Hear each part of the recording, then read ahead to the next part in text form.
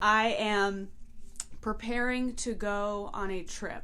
Tomorrow, it's a short trip. It's not like, ooh, I'm going on a trip. It's just, I'm traveling somewhere. But I'm going to Utah for a little business conference with the entrepreneur group that I'm part of. And we're going to do all these like adventures and workshops and see speakers. So all night I was spending time putting together outfits for this little excursion.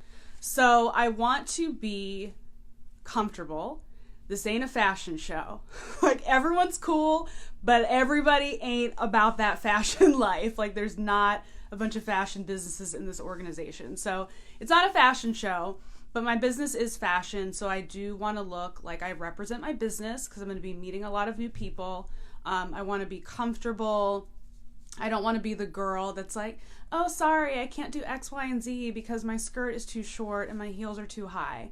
I need to be like, chill. I'm in Utah. It's supposed to be rainy and a little bit chilly for most of the trip, so I'm going to keep weather in mind. But for me, my goal is comfort, being stylish, being approachable. I pulled out key pieces that I might be interested in wearing during this trip.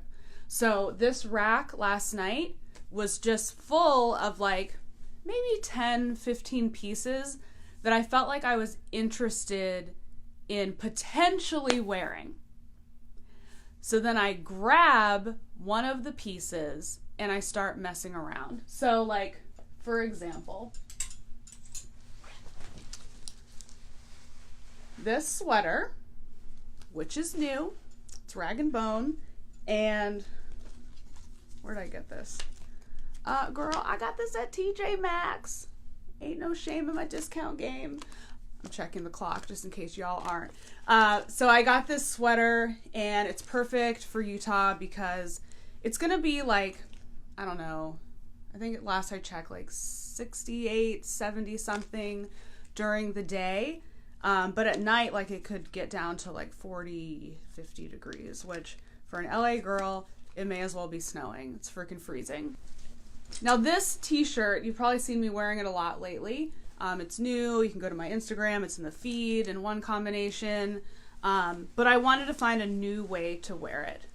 Like, who wants to wear the outfit in the same way that they like always wore it? That's dumb.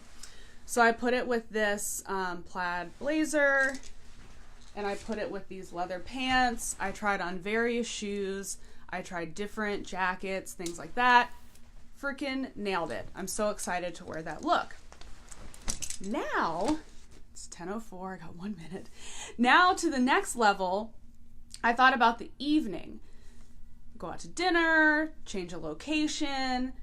Do I want to pack a whole new outfit?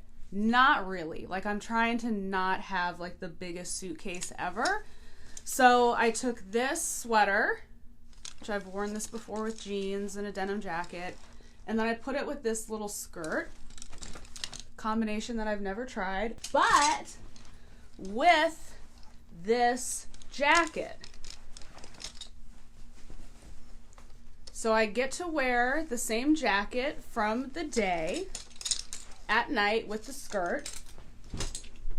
And I'm super excited because this is like as fall as it's gonna get for me for a while, being in Utah. I'm gonna wear it with these boots. Now, because the blazer is like oversized and like boyfriend, the boots are tall, the skirt is short, it doesn't give off like any sort of too sexy vibes, because I definitely don't want that either. This is like a business time situation. I want to look stylish, approachable, comfortable, cute, not sexy, okay? It's not the time for that. Okay, so this jacket, again, it's like another one that you've probably seen me wear before. Recently got it tailored, and it fits a lot better. It was getting too big for me, and I got it tailored, and it's perfect. Everything is doable. Like, getting dressed is not that hard. Like, if you have the right blueprint, just like with packing. If you throw all your shit in a suitcase and hope for the best, it's not going to happen. If you strategically plan out your outfits coupled with your goals, if you understand your body and pick the right pieces, it's not that freaking hard. So anyhow, this blazer, I'm going to wear it with a white bodysuit underneath, and I'm going to put it with these jeans. P.S. Levi's, hello, $98, wedgie fit. These things are awesome. Love those. So that's like my day look. I think I'm wearing it with these red Celine heels that I just got. And then at night, if I go out to dinner, I'm going to put the jeans with this Balenciaga top. It's a great color. It's a conversation starter. I know it looks good. It makes my skin look nice. Easy day to night. Don't even have to change my pants. So another good like combo situation. So striped sweater is Wednesday. Plaid Thursday. Saint Laurent jacket, switching to this, is Friday. And Saturday I'm leaving. It's a quick trip. So Saturday for the flight home, I don't like to fly trashy looking. I like to be comfortable, of course. Who doesn't want to be comfortable when they fly? But you don't have to wear your freaking pajamas. So I'm wearing these frame jeans, which are really, really comfortable. They're like the perfect amount of stretch. Like I can sit on a plane. It's like an hour flight. Like get over yourself. Who hasn't sat down in jeans for an hour? It makes me laugh when people are like, I need to fly in my pajamas. Girl, you ain't never sat at a desk wearing jeans? Don't you work every day?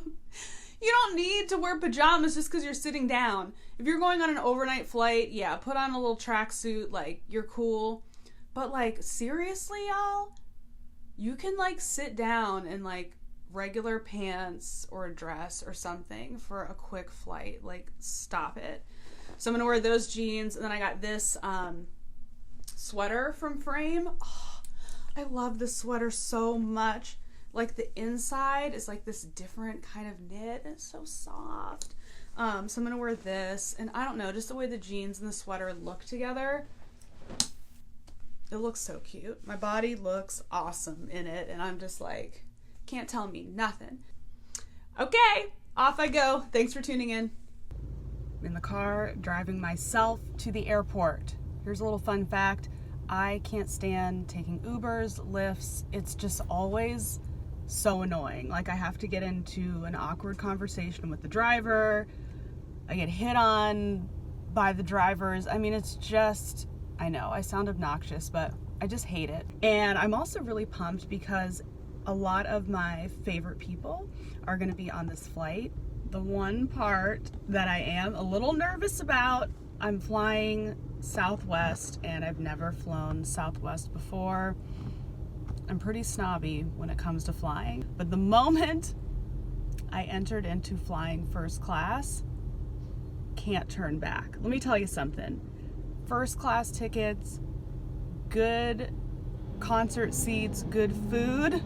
Don't dabble until you're ready to just do that shit all the time. The other thing that I'm thinking about on this car ride is whether or not I'm going to check my bag.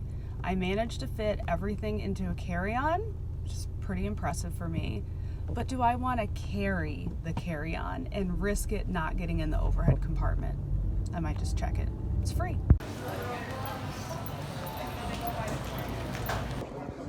I think I just saw a polygamist. We just landed, and that's the one thing that Michael wants to see. We saw it. We can turn around. Now I can go home. And go home. We're done here. Okay, I just arrived in my room here in Utah. See, we're going for a little old-timey vibe here. I'm in a suite. So there's my little swag bag, TV, and here's my bedroom, bathroom. All right, the bathroom's cool. You know what? I don't like taking baths, but I might take a bath in this tub. It looks pretty chill. Okay, I really struggled with that last door. But look at this. Got my own little balcony situation. Pretty nice view. Okay, Utah. Oh, what's this here? I think that's the temple. Check this out. Ooh, I might chill there in the morning, do a little morning meditation. This is really, really pretty. I have about an hour and a half before my first excursion on this conference. We're actually going to an aquarium, and I'm a geek because I freaking love aquariums and I'm so excited. So I'm going to check in on my email and my work, because work doesn't stop just because you're out of town. And then I'm gonna take a shower and get dressed in my aquarium clothes. All right. Yeah, that's my 6-year-old and my 3-year-old. Oh, I was like, because I am ready to shine today. We are ready to shine today. Yes. I'm always ready to shine. That's right. Head northwest on North Terminal Drive. Always We're here at the aquarium. I got my the homettes. Dude, I don't want to be negative, but I'm going to be, because sometimes I am. This is a weird ass aquarium. It's not they're calling it an aquarium. It's definitely not an aquarium. There's leopards, birds, lizards, penguins, and like very few fish. We're gonna go see the sharks. That does give me aquarium vibes. And I would love to find some food. I'm starving. I'm gonna lose like 10 pounds on this trip, guaranteed. Things I wish this hotel had: better lighting, but we move on. It's day 2, it's early in the morning, so I haven't started anything conference related, but I've done my morning routine, I did some work, I got dressed, I'm feeling good. Little recap on day 1. Day 1, we land and everyone's starving, so we go to the hotel restaurant. Utah ain't ready for LA people ordering food at restaurants. There were 6 of us seated. 5 of us, including myself, all had changes to the menu. After we ate lunch, took a little chill pill, got some work done, and then it was off to the aquarium. I was so excited for the aquarium, and that aquarium was like, it was kind of weak. It was just like pretty much whatever animals they had lying around, they're like, throw them in the aquarium. They'll thrive here. Not thriving. And then we listened to the speakers. There were 3 speakers. The second one was amazing. He was hilarious. He was smart. He was sharp. He inspired. I mean, it was fantastic. The first speaker, he had a cool story.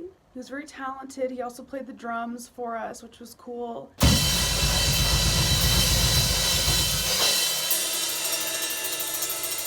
So basically the second speaker was a rock star. He talked about unmarketing. Basically, like when you're not marketing, when you're not selling and like being like, hey, you know, buy my blah, blah, blah. All those times in between are when you're like really marketing yourself. So I don't know, I geek out over that stuff. I thought it was great. I don't know, the evening was fun. Like, even though the aquarium was weird, the food sucked. Also, the food sucked for dinner. Just across the board, the food has sucked. But I'm like so happy to be like chilling with my homies and like getting inspired and like just kind of being away. Even though this hotel is from like, the decor is from 1982, it's just nice to like be in a different element than your daily grind. So I'm excited to see what day 2 has in store. Stay tuned.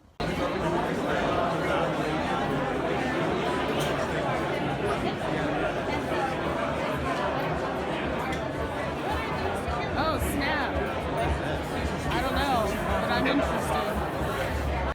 On this trip, I've been like a man magnet, but like I gotta like adjust my frequency, because it's not like the men that I'm like, yeah, let's get married. It's like, hey, let's get a restraining order. But you know that I like to laugh at life, so it's actually been like pretty entertaining, even though restraining order style. Okay, I don't have long because I have to get my butt to the airport, but little recap from yesterday, which was the last day of the conference. So the last speaker of the morning session, he like made all the crappy ones worth sitting there for because he was so good. His name was Chad Hymas, and he's a quadriplegic, and his outlook on life is so I mean, just like, holy shit, dude, your life is just so different, and so many people could just easily have been defeated by his situation. You got to look up his story. He's been interviewed by Oprah. I mean, he's just, whew, man. After he's finished speaking, we did our like off-site activities, and I signed up for the Mormon temple tour. Obviously, I'm not Mormon, so I can't go in the actual temple. That's the obvious part. If you're not Mormon, you can't go into like the actual temple, but there was other buildings on the site that we could see, and so we did a full tour. We had a lot of fun on that tour. Like, seriously, like, listen, I have like an offbeat sense of humor, if you're not used to that by now. Michael. Oh yeah, we bonded. What's the tough question everyone wants you to ask? About polygamy. Yeah. We want to figure out these answers to these tough questions. Inquiring minds want to know. Yes, inquiring minds want to know. The president's asking. But I have like nothing but respect for like people who practice different religions. Like, everyone needs their thing, and I'm happy for everyone to have that thing. And there's just lots of different things out there, and I'm hanging out with a bunch of like immature people because sometimes that's how we roll. So we had a lot of fun on the tour. A lot of fun. All joking aside, I did learn a lot of interesting things, and the site was beautiful. But also, like, we definitely infused some humor on that tour, and we dispelled a lot of rumors about the Mormon community, which I think was pretty fascinating to learn. I don't know, look at the clips, like, whatever. I'm already prepared for, like, you guys to be overly dramatic over the fun that we had. No one was hurt. No one was made feel like, whatever. Just watch it. Just relax. Just watch it. You see on reality TV and stuff about plural marriage. How does that play a role in the history of the church and today? Oh, okay. Yeah. But polygamy was practiced in the earliest of the church. It started in the 1830s to the 1890s. It was a commandment of God. And it was a commandment of God, and we believe that the same way that people lived it in the Old Testament and other moments, it was commanded by God, and then God didn't need it anymore, so he took it back. And at the time, it was a great blessing for a lot of women and children that were abandoned and didn't have any rights. Women alone could not even own their own house. If the husband died, they would lose the house herself. So it was a great thing that helped people at the time. In the 1890s, it was revealed to the prophet that they should not leave it anymore, not start new weddings. So they ended at the time. Yeah. So if you hear of anyone practicing that today, they're not recognized as members of his church because they do not practice that. Well, Michael asked his question, and he's been stopped. He's got stopped ever since. If anything happens to Michael, It's nice to know you. we know the truth. We had fun. That was like probably the best thing ever for that day. Like, we had so much fun. Anyhow, I digress because I'm rambling, and you're like, what are you saying? Just whatever. So that was great. And then the last speaker of the night was Damon John from Shark Tank. When everybody else says no, they say yes. In 1992, Damon John was 23 years old with only 40 bucks to his name when he started school. Now one of the most iconic fashion brands in history. And I've read his books, and I follow his work, so I know his story. And he told his story on stage. We were not allowed to film it or photograph it. I was able to videotape his intro because that was fair game. But, you know, my biggest takeaway, even though I've read the information that he shared, obviously it's great to like hear it from his mouth, but it's just like anything is possible. I mean, that was like probably my biggest takeaway from the entire conference is like literally anything is possible. You just have to align your mind to allow yourself to want it and go for it. So it's just like, dude, he had nothing. Like, if you haven't read The Power of Broke, it's really great. He didn't have anything, and he just turned that into this massive empire. And I loved hearing from him. And then afterwards, we went to an after party, like club type of thing. I'm not a club girl, but I went. I had a freaking blast. I stayed up too late. I met new people. It was really awesome. All right, it's the end of the last night. We're in line for a club. Trevor, who's headlining tonight? The Spaztastics. What do they do? I'm here. It's 10:21. Oh. I'm here, everybody. It's a late night for Michael. Honestly, it's a late night for me too. But I am not going to pass up the chance to watch an 80s cover band and a bunch of middle-aged white entrepreneurs get down to that shit. I am here for it, and I will be getting footage. They're playing 90s music right now. I just wanted to point that out. They're not being true to what they advertised on Google, but you know, sometimes we have room for change. Also, Luther is coming from the Mormon church tour today. You guys might have seen him in the video. I think Michael ought to be a regular on the channel. I actually think that'd be a good idea. Right, Lindsay? Oh, you think it's a good idea? And then one more thing, because you're going to see clips of this. At the Damon John thing, before he started, we had the dinner. We're all just chilling. And there was a lady who was like such a hater. She said that I was talking to this guy and that we were in her eye line and the way that we were talking to each other was distracting her. I just wanted to punch her in the face, but she kept making cameos like throughout the evening, and it was just super bizarro and weird, and that type of thing entertains me. So, tell me about polygamist in the Mormon church. That shit that Michael says. I just lay back in the cut and capture it on video. Hey! Hey! Hey! Fill you in on all that a little bit later. So, I don't know. The last day was definitely fun. I had a great time. Now, all my peeps are waiting for me in the lobby so we can get on this plane. So I am going to go, but thanks for tuning in. I don't really do vlogs, so, you know, we'll see how this goes. Hopefully you enjoyed it, and off to LA I go.